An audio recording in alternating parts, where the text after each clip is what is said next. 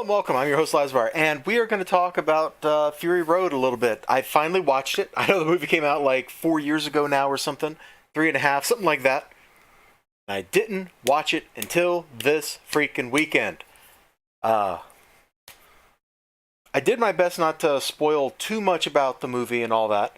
It's kind of hard to avoid. You know, something's been out for a while, people talk about it on Twitter, but then all the talking died down and I didn't have to avoid it so much. Wow, let me just smack the microphone with my hand. So, really, my main exposure to the movie is this music video from The Prodigy. Condolences there. But it's a great video, and this dude right here, I know you can see my mouse cursor, at least I'm hoping you can, basically sold the movie for me. Like, I enjoy this movie a lot. I went into it with a lot of reservations because what people had said on the internet. And at the end of the day, I discovered those people were all wrong. This movie was a lot of fun. I got the sound turned off. I just want the flame out of this dude's guitar. Watch this. And it's funny. The first time I saw this dude in the movie, and he's got a bunch of drummers on the back of that thing, I thought, that is the stupidest thing to have out here. Then I realized, no, it wasn't actually. It's not stupid at all. Like, that was kind of how my whole experience with this movie was. It's like, oh, this movie's stupid. Because it starts off with Max getting captured. Not even in a fun or cool way, you know? And like that's the first, 5 minutes or something. And then we see Immortan Joe and all that stuff. And then we see like Max has been turned into basically like a slave. And that was all very unsatisfying. And seeing that the character of Furiosa was really, if not the main character, like co-main character with Max in Max's own movie. That felt weird. That absolutely felt weird. But what I got was, the more I watched it, the more I liked it. I'm not sure canonically when this movie's supposed to fit in. It seems to me like it fits into the Max story somewhere between Road Warrior and Thunderdome. I don't know if that's the case. In my mind, that's where I put it. And this dude with the guitar, this was the dumbest thing, but think about it. They're all driving these really loud cars. You know what the cavalry used to do? When an order was issued, because none of these horsemen are going to hear guys shouting, there was a bugler. And the bugler would be like, and all the horsemen would know what the call meant and what their orders were. I think it's kind of the same thing here. I mean, he looks cool, right? Like, this is dumb and cool. But it kind of makes sense. Look at the sheer wattage this dude has. The cars near him are going to be able to hear the music and hear the drums. Drums are another thing that militaries used to use. You've probably seen like Revolutionary War drummers, Civil War drummers, that kind of stuff, for infantry marches, because you can hear the drum and pipes and all that kind of stuff over the sound of marching and horses. I think it's the same thing here. These dudes that are nearby can hear the orders coming from this guy. And then, when they react to those orders, they pass it down to everybody else, and everybody else can react. It actually makes sense. I don't know if the movie actually used it that way, but it totally makes sense that that's kind of what's going on here. Now, plus the dude's just rocking out, let's be honest. The cars, the kit-bashed deathmobiles are great. I kind of miss the like cowhide stretched over a frame or whatever kind of aesthetic that Thunderdome had going on. But I love the chrome. Since Immortan Joe's whole thing was like the chrome, it makes a lot of sense to be this way. All the vehicles looked great. Like, I got zero complaints. The action was superb. And the acting was surprisingly nuanced.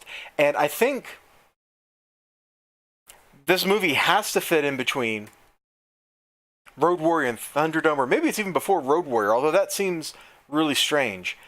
Just because Max loses his car in this movie, when Thunderdome starts up, he doesn't have a car. He's got, a wagon. He's got a cart that he's pulling with all his stuff, which used to be a truck. Like, it kind of makes sense. He's lost his awesome police interceptor with its turbocharger and all that. Look at these intakes. These are ridiculous. Parts of the film were really beautiful like this. Anyway, I think things have to fit. This has to be before Thunderdome. And really it comes down to Max's attitude. So in this movie, Max is weak. He's weakened because he's having flashbacks. That's the only reason that Immortan Joe's guys capture him and hold him prisoner, is he has flashbacks to his dead family. When you look at, say, Beyond Thunderdome, he's dealing with kids and all that kind of stuff. And that edge, that murderous edge that he has, even in Road Warrior, is kind of gone. You know, he doesn't want to kill Blaster in the arena. The Max at the start of this movie would have killed Blaster in the arena, no questions. So the character has changed. This has to be a prequel to Beyond Thunderdome. And from that perspective, I enjoyed it. I enjoyed it a lot. Max's growth is great. This dude here, his growth was pretty awesome too. Like, this character grew a lot. He went from being a really bad dude to a not so bad dude. Anything else cool? Oh, no, that's not what I wanted. Hey, well, let's just end on that. All the vehicles look great. I feel like I'm talking in circles. Fury Road was action, basically from the start to the finish. It let you catch your breath now and then, but it went really long stretches of sublime tension, breathlessness, chaos, murder, death, kill. All the characters are pretty memorable. Like, okay, maybe the War Boys aren't, because they're just the War Boys. But the three, like, gang leaders, oh man, I don't remember two of their names. You got Immortan Joe. I mean, he's kind of iconic looking dude. Then you got the guy from Gastown. He's got, like, elephantiasis in his legs or something. And he's very concerned about money. I really like that. And then you got the guy from the Bullet Farm, and he's just insane and loves shooting guns. Like, these dudes all kind of stick out. They're pretty classic as bad guys go. They hit a range of archetypes. You know, you got the madman, the guy that's obsessed, and then you got, like, the businessman. And they're all totally represented here. Conveniently, there's 3 skulls here. Not that these are their skulls, but, you know, I just talked about 3 characters, and there's 3 skulls on the screen. That was brilliant planning on my part. Not really. Anyway, if you are like me, and you have not checked out Fury Road, and you don't mind the violence, the little bit of nudity, the swearing, like, if you want something that's kind of a hardcore action movie, this should be your next stop. Just stop what you're doing now, go buy it on Amazon, or YouTube, or stream it wherever it's streamable. Like, I don't know. I didn't look into... I found where I could watch it from somewhere that I was already paying for, and I didn't look back, you know? So you should probably do the same thing. I saw what they wanted to charge for, like, the black and chrome edition on YouTube, and I just kind of laughed. It's like, yeah, right, you're not sending me a physical disc. There's no way I'm paying that much, bro. In fact, I don't know if the version... I guess the version I watched was the regular one, not the black and chrome edition, which sounds totally awesome, and I wonder what the differences are. This is a...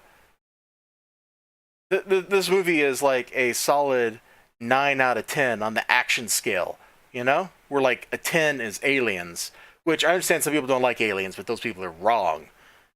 This was a great movie. I had a lot of misgivings from what the internet told me, and they all went away. I'll see you next time. Until then, you have a great day. Remember to like, comment, subscribe, all that good stuff, and bye-bye.